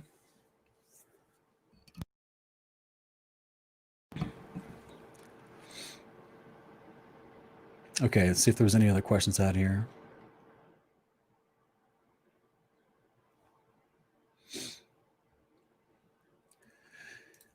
Chilo, basically, but I don't think it actually uses that term to explain it. But yes, essentially, functionally, you're correct. The Urim and the Thummim being in the pouches of the breastplate of the high priest of Israel. Those were the stones that were considered. The Septuagint calls them oracles, which the idea of an oracle is someone that can discern or prognosticate, just like I had on screen here. So all these words are kind of interrelated. See, look at this. To prognosticate, right? To tell you what's going to be, what's going to be happening with the situation, how the events are going to unfold. This was the same thing that is considered when a prophet would give an oracle given unto him by God. The Urim and the Thummim in the Septuagint anyway are spoken of as oracles. So this is something that, yes, exactly what you're trying to get at. It is for discerning a matter and for creating. That's why one of them was called judgment, one of them was called justice.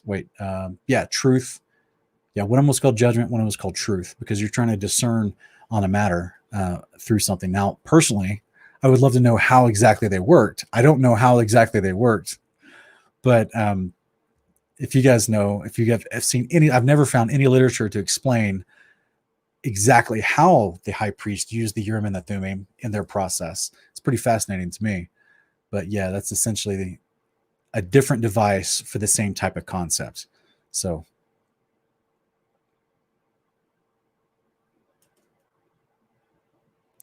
Sean M., are you asking, interesting how Jacob was not clued into this plan, Yahweh or any messenger in this plan, Yahweh or any I apologize, brother. I don't know. I apologize. If anyone understands what he's trying to get at, let me know. But yeah, as far as Jacob, yeah, he's not clued in. I don't know what you mean by the last part where you say Yahweh or any messenger, but the rest of the sentence I understand clearly. I mean, yes, it is interesting that Jacob, he's not clued in entirely. Now, remember, later on we see that Jacob has to pray about moving his whole family down to Egypt. We see that in Jubilees 44 and also in Genesis. And then an angel of God shows up to him and said, yeah, it's okay to go at the Feast of First Fruits and at Shavuot. So yeah, it is interesting, but at the same time, he's thinks that he's where he needs to be. He thinks that he's in the land that he needs to be in, and he's dealing with this famine. So sometimes it messes with your mind. But I'll be honest, guys, Jacob dealt with a lot of fear, and you see this throughout the descriptions of Jacob's life in Jubilees and in Genesis. He's considered a righteous patriarch. He loved God. He kept the commandments, but he dealt with fear, and sometimes unnecessary fear, in my opinion. So, I try to give him the benefit of the doubt, but there are some things that he definitely, especially with the situation with Dinah in Genesis 38 or Genesis, I think it's 34, and also in Jubilees, like he dealt with a lot of fear that was about to cause a lot of problems had the father not intervened. So Chilo is saying that in the report of Caiaphas, he claims that he uses them for judgment. Yes, the two stones were used for judgment. I think one of them was called judgment, one of them was called truth. I just don't know exactly how. Like, did one of them just start getting really hot, like a hot pocket in your hand, or did one of them start like vibrating? Like, these are just two rocks, as far as I can understand. So, like, how exactly did he use them is the big question. Looks like we got a caller coming in. It's Torah Bear. Welcome, brother. Shabbat shalom. Hopefully you can hear us. Welcome. I think he's on a delay. You have to turn off the feed.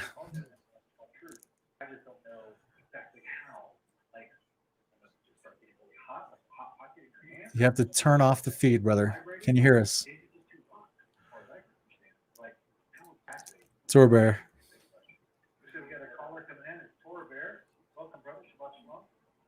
Shabbat shalom. There's a little delay, it seems. There's a big delay. Shut off the TV. Yeah, just don't pay attention to the YouTube video. Just talk to me. Okay. Yeah, just talk to me through your phone so that we can talk in real time. The YouTube feed is on a delay. All right, brother. Just call back in when you have a minute.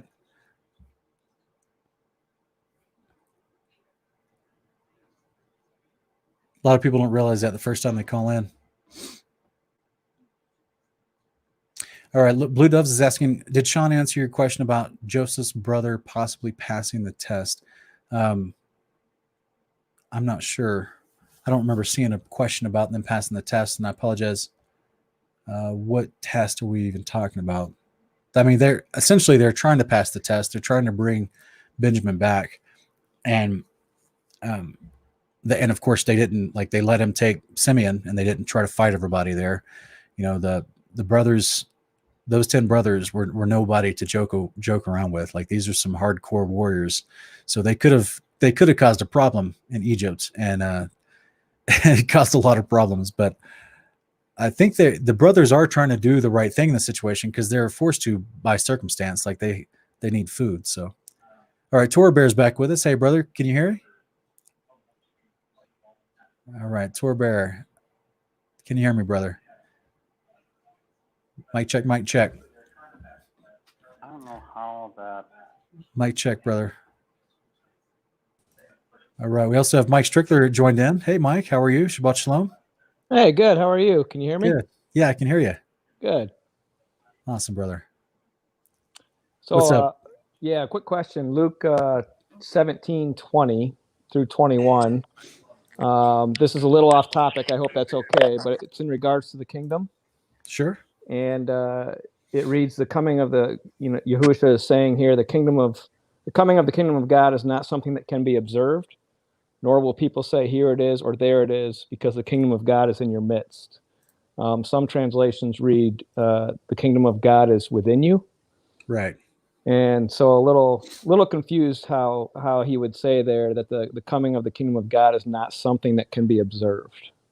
You remember in Matthew 24 where he says the coming of the Son of Man is like lightning flashes from east to west in the sky? Yes. He's talking about the speed and the quickness with which it happens on the day of the Lord. Okay. So when Yeshua returns with the warrior angels, it's coming back fast, right? Just like he gives the same analogy with, just as it was in the days of Noah, people were eating and drinking, the flood came and swept them all away. Yep. It comes fast. A little bit. So Start talking. this is a situation where there's a lot of prophecy that is Torah Bear, if you get your feed in real time, just let us know. Otherwise, brother, I'm gonna try to answer Mike's question real quick. Just let me know if you get your okay. So basically, yes, in this particular context, and the translation does matter. So I'm going to click on this passage that we're looking on screen here. We'll go to some translations that are from the original Masoretic. We get this idea that the kingdom of God is within you. In one perspective, yes, the behavior of the kingdom of God is within you. This is exactly what he tells in Luke 10 and all through Matthew 10. He tells the disciples when he sends them out, he tells them to go and heal people, cleanse the lepers, and tell them the gospel of the kingdom of God has come upon you. Because that's the behavior of the kingdom of God they're going to experience once the kingdom comes. Everyone gets free healing. Everyone gets the Spirit of God poured out upon them for good. But there is a physical kingdom. Right? There's a literal, tangible piece of land that's promised to us. This is called Zion, the Old Testament, New Jerusalem, the New Testament. So this is why there is other translations that are great from this particular Greek text. But if we actually look in the Greek itself, specifically in this passage of Luke 17:21, he says, behold, here I, there, behold, there, for the kingdom of God in the midst of you is. And that is Yeshua talking to them in that moment. He is the perfect representation and example of the behavior of the kingdom of God, because he's literally the king of the kingdom, right? When it comes back. So he's going to be the perfect person to be making this statement. So there's the context of how Yeshua describes other parts or other places in the Gospels, how Yeshua describes the coming of the kingdom of God, where he talks about Matthew, like the whole parable of Matthew 13. The angels are sent out to gather up people. The tares are burnt. The wheat's taken to the barn. Well, that barn is a physical place. It's a real kingdom. Matthew 13:30, right? So just like so he tries to tell us in multiple places, the behavior is what he's exemplifying, walking around and teaching his disciples the behavior of the kingdom. There is the timing of when the kingdom comes with all the birth pangs, right? But and then there's the physical moment the kingdom comes, which is super quick. This is why no one knows the day or the hour. It comes like lightning. Also in Revelation chapter 1, when it goes in to explain, it says that these things which must happen soon. That's another poor English translation. You look up the Greek, it's the word takios, which means these things happen with immediacy. These things happen quickly. It's a time thing. It's not a chronological concept of in the days of John the Revelator that the events of Revelation were going to happen in his day. It means that these things, when they happen, are going to happen with immediacy and speed. So that's what the Greek word literally means in Revelation 1. So we have these descriptors of the behavior, the physical landmass where the saints are taken, which then descends down through the firmament, the speed in with which that transition happens. And then, that this is where you just have to look kind of the context of that passage. So does that help at all? Yeah, it does. So you would say that the is not something that can be observed. It's just because it comes so fast, like lightning. Right, because like in Psalm, I think it's Psalm 47, where it talks about the kings of the earth, they see Zion coming and they flee in fear and terror. So it's coming down, like he returns, and that's when Yeshua returns to the sky with the warrior angels. That's the beginning of the kingdom coming, because he's preceding the kingdom to get the ground ready for it to sit down. He has to clear out the wicked, and so this is the key moment here where he comes quickly, super fast. Okay. And because he's coming down to battle all the kings and the armies that assembled at Armageddon as well. And so this is not something that can be observed with signs like the Pharisees are asking for, because they're looking from a more Babylonian perspective of looking for like signs in the heavens. Yet you've got all these other prophecies in the prophets that there's all these other signs that are going to happen leading up to that day. But that specific day and that specific moment of the coming of the kingdom happens super quick. Okay. So take it in the same frame of reference. This is my last example, and I'm going to go to Tor Bear's question real quick. But take it in the frame of the reference where Yeshua tells them that when the Pharisees come up to him in Matthew 12 and they ask him for a sign, a different occasion they ask him for a sign, he says, "No sign will be given to this wicked and adulterous generation except for the sign of Jonah." Okay. So similarly, in this passage, he's like, you're not going to be able to observe it with signs like you're asking for, because the kind of signs they were asking for was very much esoterically related to their Babylonian training. This is where you have to understand who he's talking to, which are the Pharisees. And remember, they're not doing the commandments of God. They're more into Zoroastrianism. So Okay. it's a totally different concept. Yeah. So does that make any sense? It does. Thanks, brother. I appreciate you and Cool, all you brother. do here. Thank you. Yeah, man. You're welcome to hang out if you want to. Tor Bear, what's your question?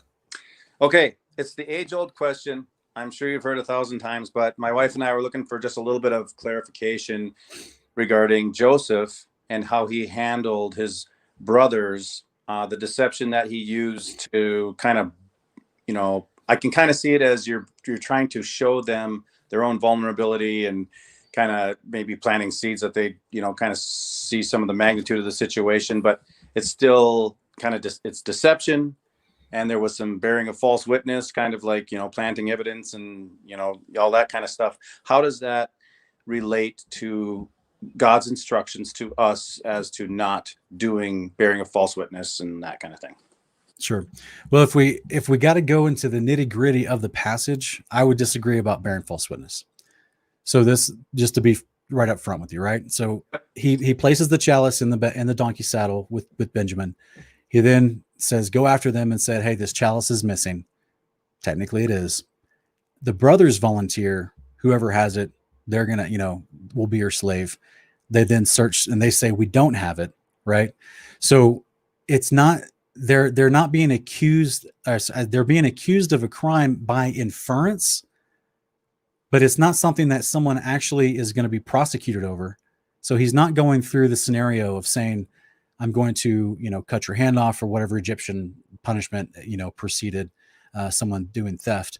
But he is, like I've said multiple times in this portion, he is manipulating the situation in his position of power in order for the brothers to realize they're not in power, and that he's trying to get the family together, right? So he knows the only reason Jacob will come down is if Benjamin's in his possession. Otherwise, think about it like this. Why didn't Benjamin come to begin with? Because it says in the text in chapter 41, Jacob prized Benjamin more. He didn't want him to go down with him for harm might befall him. So there's that deduction happening within Joseph. He's like, all right, well, I got all 10 brothers here. What's going on? Where's the rest of the family? Why did you guys come down? Oh, there's a brother, huh? Why didn't he come down? And you're thinking, well, if Joseph was 17 when he was sold off, or thrown in the well, and then all the circumstances happened. So when all that happened, he's 17. So then he knows Benjamin must be much, much younger, right? So he's like, oh, he's got a baby boy.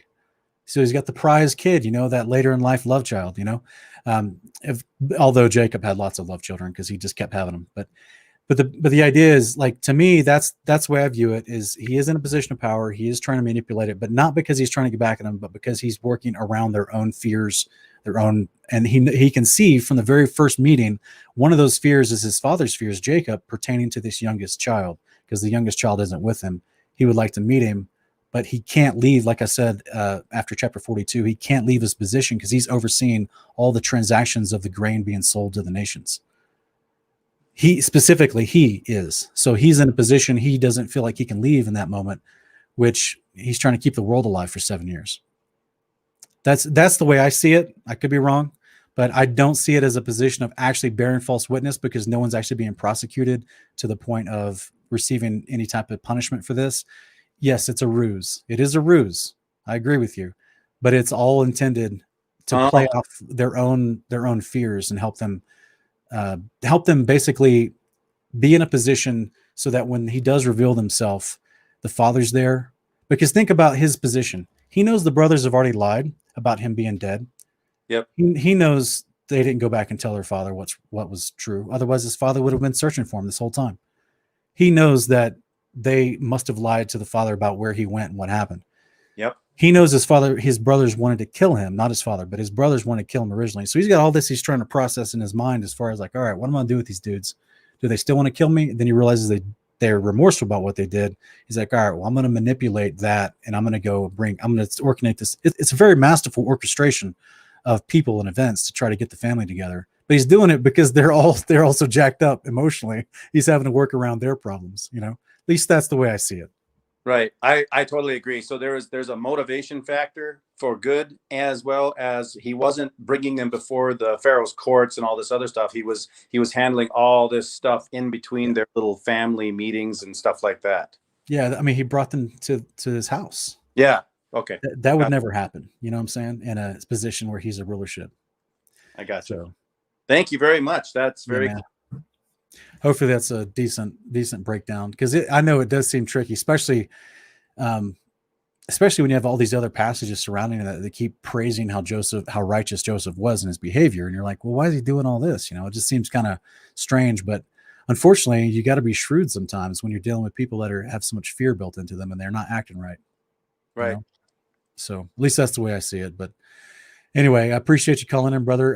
Did you have any other questions or comments about the passage today? No, sir. Thanks for being clear. Hey, man. No, you're welcome. Call in next time. Okay. Thanks, brother. Bye.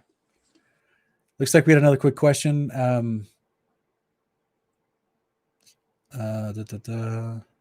Sean M. is asking, Yahweh had a lot of influence over all kings regardless of their ways, such as who they would wage war against and who they favored.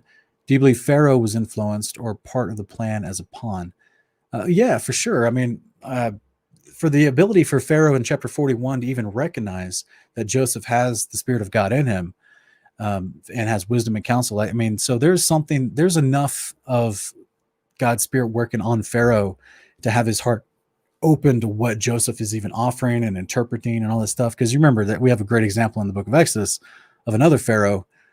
Even though he sees things coming true that are being prophesied right before his eyes, he takes the opposite stance. He hardens his heart. So yeah, I do believe that the Father was working in the heart of Pharaoh to allow Joseph to prosper and to put him in a position of honor. I mean, we even see in Genesis 45, we're going to see this next week, when Jacob does come down and Joseph is explaining himself to Jacob. He says that, Yahweh, God has put me as a father to Pharaoh, which is crazy, which just means that he's counseling Pharaoh too. It's crazy, guys. That's a huge position of honor. This is like, Daniel is a good comparison. How Daniel counseled other kings and was put in great honor and favor in the courts of other kings. So was Joseph.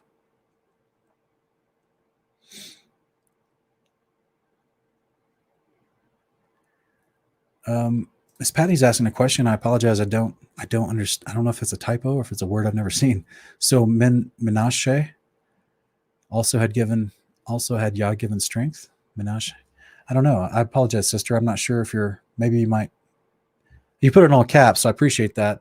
I apologize. Just don't understand the question. If you could expound some more, I'd love to try and answer it.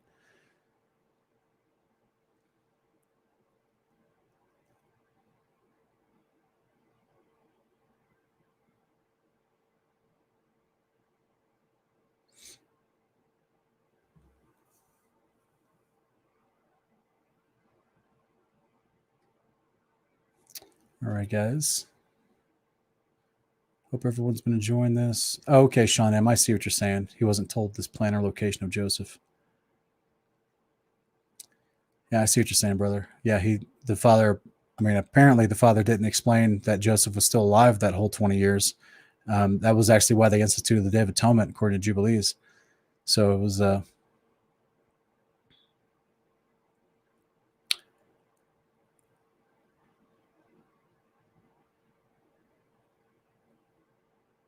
right.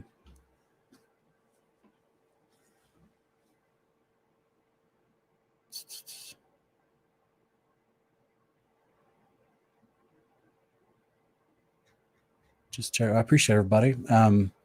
Lisa Mendez asking, did I get a question? I think she's talking past. Lisa Mendez, did you put your question on caps? I'm looking through here.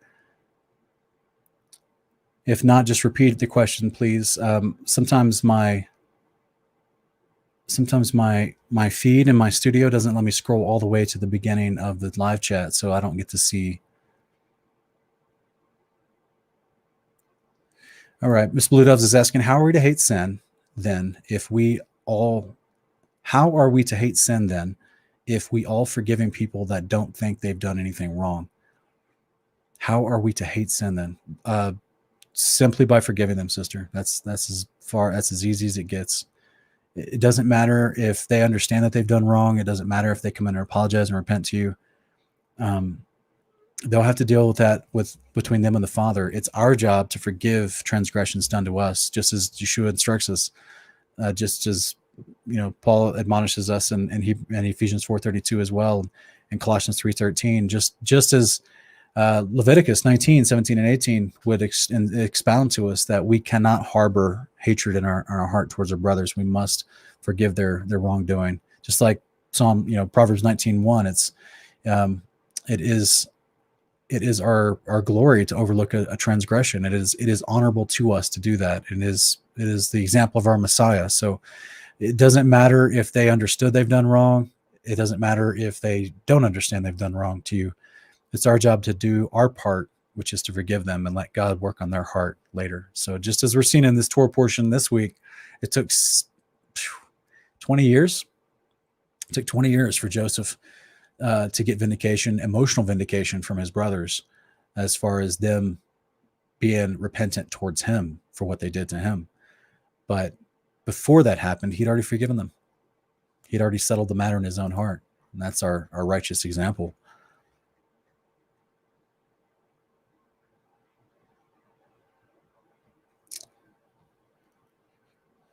Big Red G is asking, do you have any research pertaining to the Daniel vision of the iron mixed with clay? I think I found it to be the iron is the Vatican and the clay is China.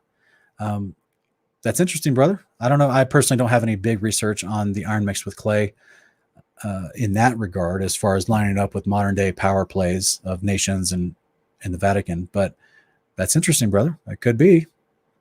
I'll have to look into that.